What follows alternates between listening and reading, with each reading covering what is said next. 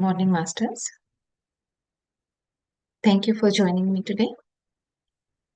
Today, we are going to discuss chapter 8 of this book, The Quantum Mind.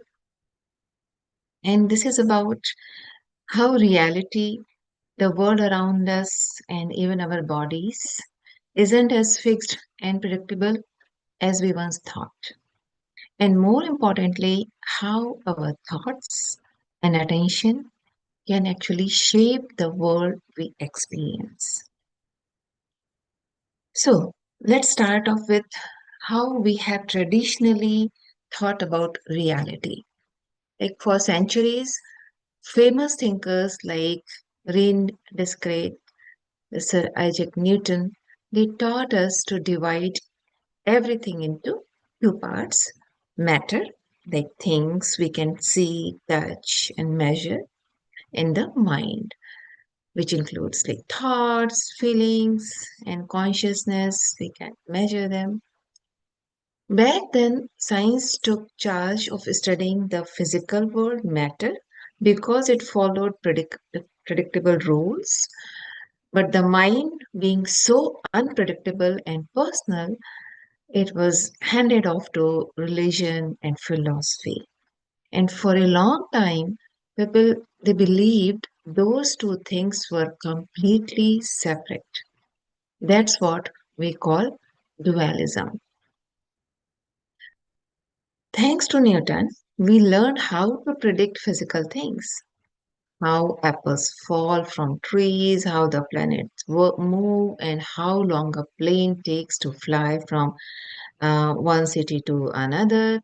And Newton's world was like a giant clock. You can predict, you can measure, and it was mechanical. But there is the thing: Newton's laws work fine for big stuff like cars, planets, and baseballs, but they fall apart when you look at the tiniest building blocks of everything: atoms.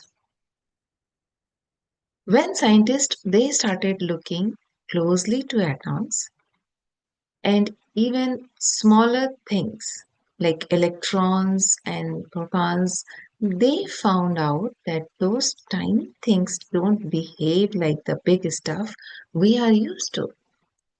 An atom is mostly empty space. In fact, it's about 99.99% empty, but that space isn't truly empty. It's filled with energy and invisible waves of information. We believe it was 99.99% empty, but actually they realize it's filled with energy which we can't see, and waves, those kind of information. And here is the crazy part: those little particles, like electrons, don't stay in one place.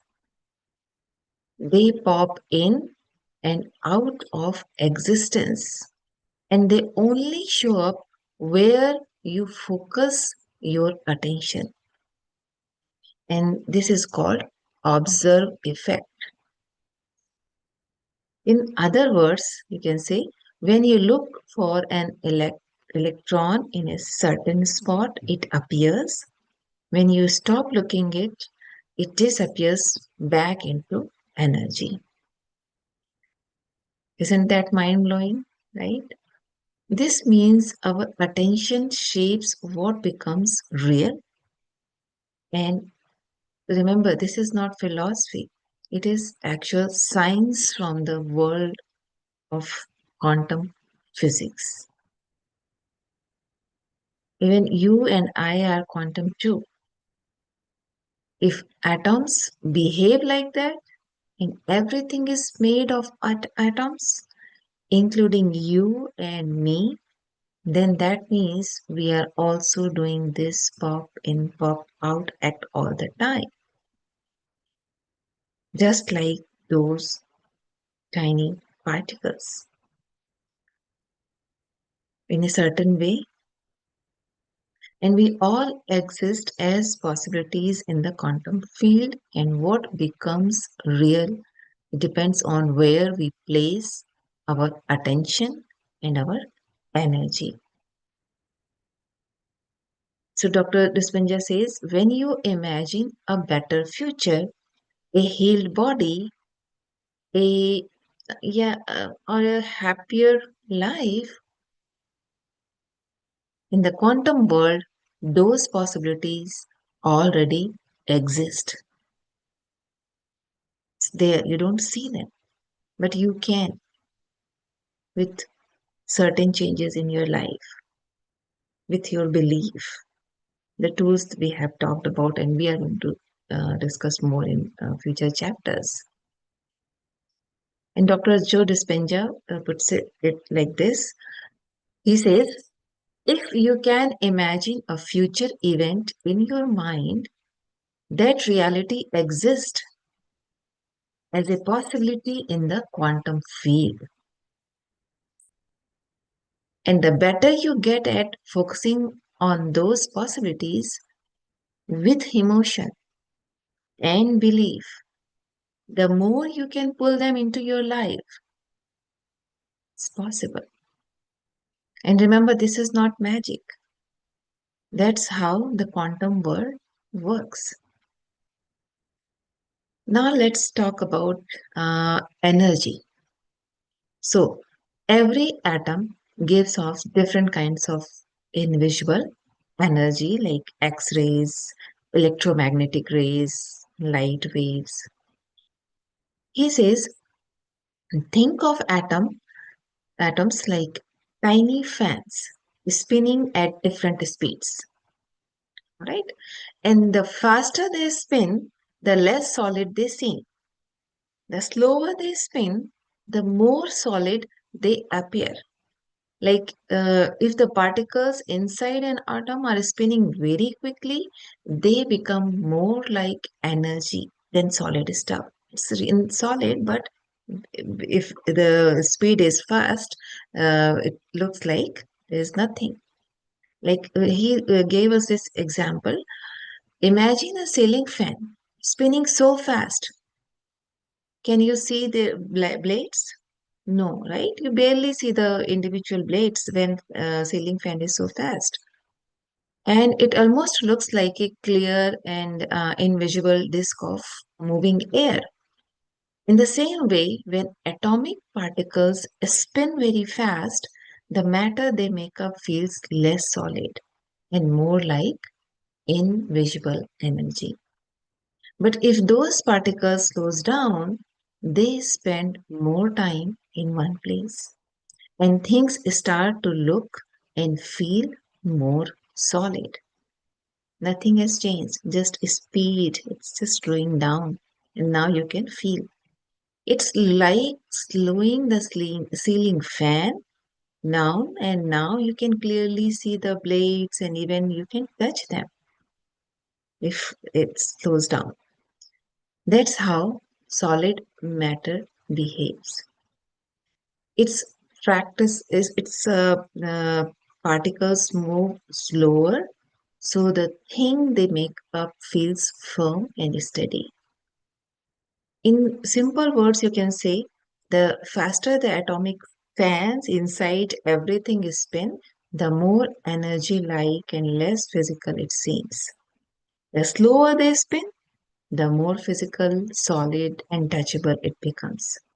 So this idea just explains why everything around us is actually made of mostly energy and empty space. Because those atomic particles are moving at the same speed as we are. Everything feels solid to us. If we could somehow speed up the movement of those particles, the object might start to seem less dense, almost invisible, and more like energy than matter. So he says, when you change your emotional state, say, let's say from stress to gratitude, you actually change how fast those atomic fans in your body spin. You broadcast a new energy signal. As Dr. Dispenza says, when you change your energy, you change your life. That's because your body responds to energy before it responds to chemicals. So, when you embrace emotions like joy, hope, and love, you literally raise the frequency of your body. When you are stressed, your energy drops and you become more matter and less energy. Your body focuses all its energy on survival, dealing with the immediate threat. But when you stay in that state for too long, your body slows down, communication between cells weakens, and things start to fall apart. This is what leads to disease and other breakdown. You can paint a picture. Just imagine a room filled with 100 fans and all spinning perfectly with synchronization. That's a really healthy, coherent body.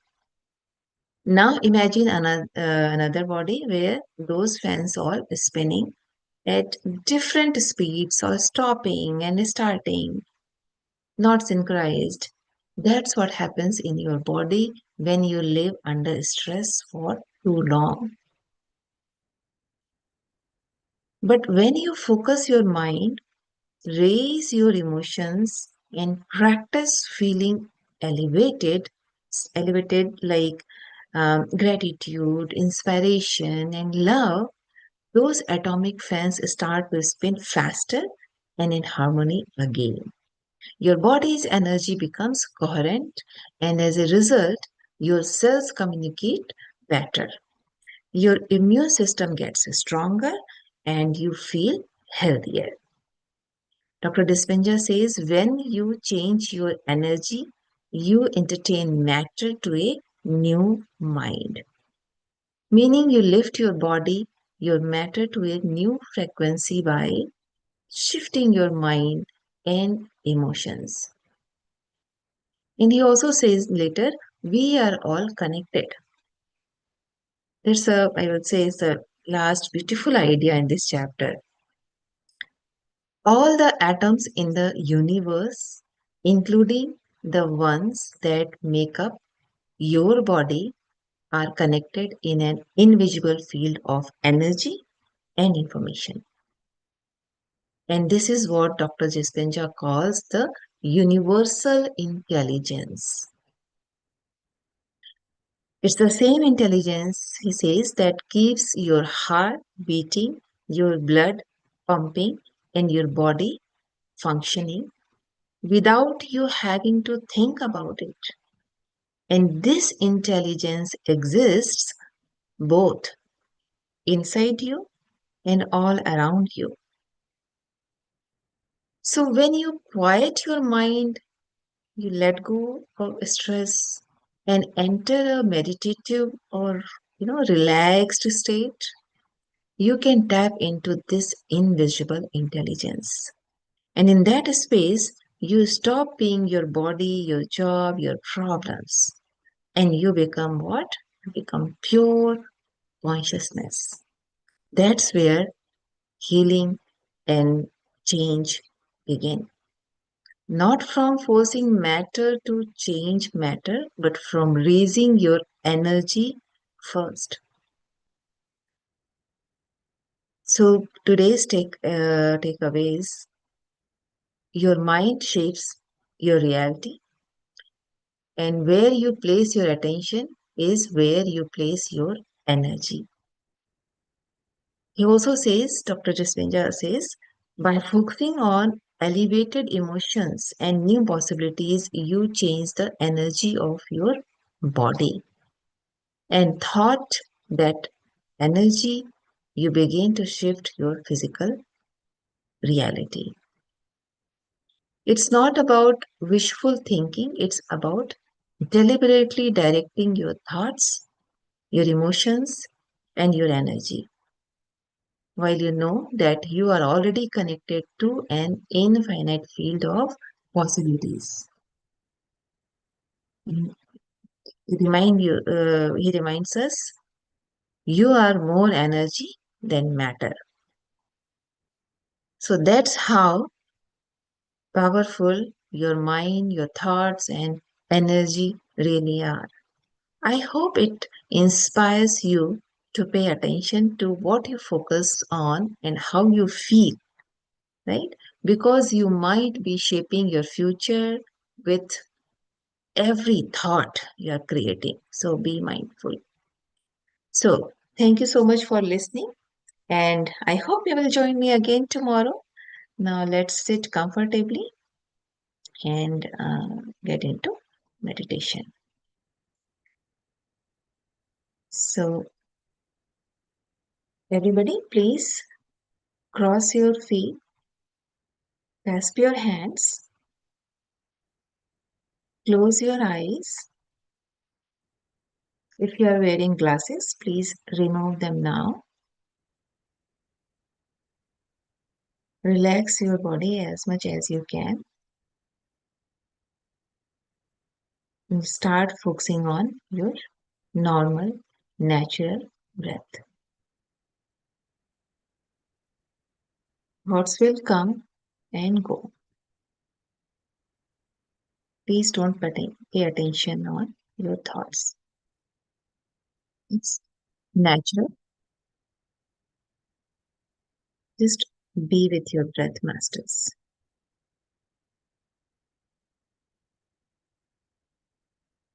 Be with your breath, masters. Be with your breath.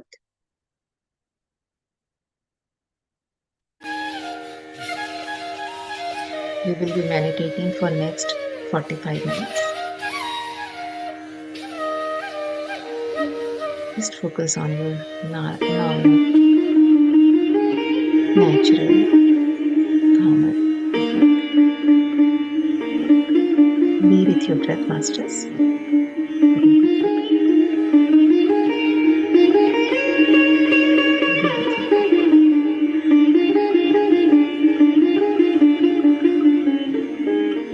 Be with your breath. Be with your breath. Be with your breath, masters.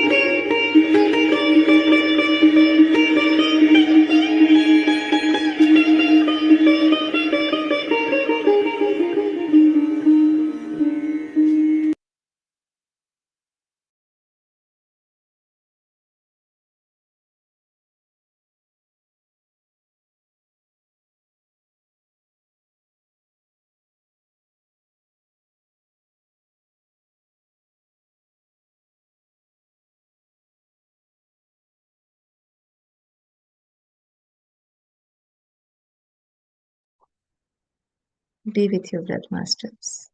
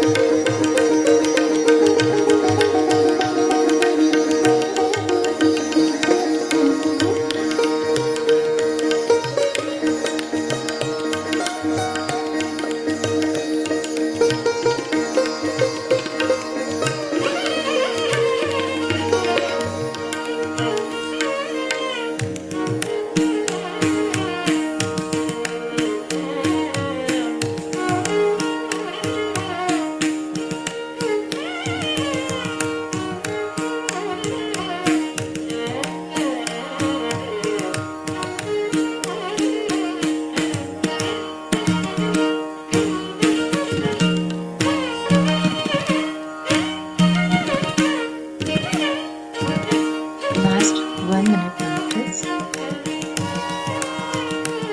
with your breath.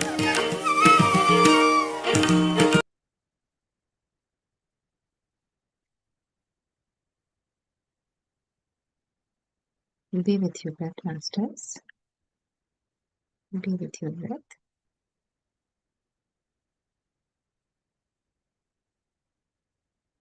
Be with your breath, masters.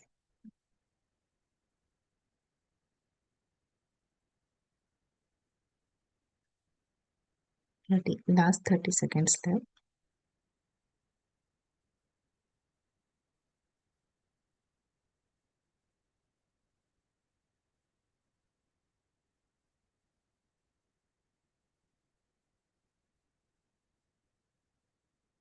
10, 9, 8, 7, 6, 5, 4, 3, 2, 1. Now, very slowly, very gently, please bring back your awareness to your body.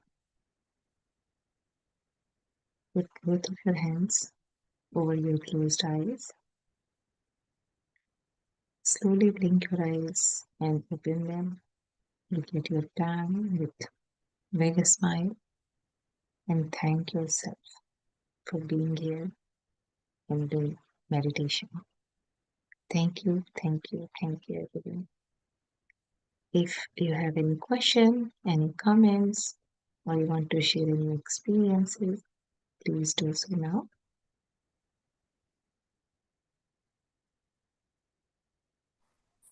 Thank you. Thank you, Sushma. Thank you. All right, so see you all tomorrow. Have a good day, everyone. Thank you.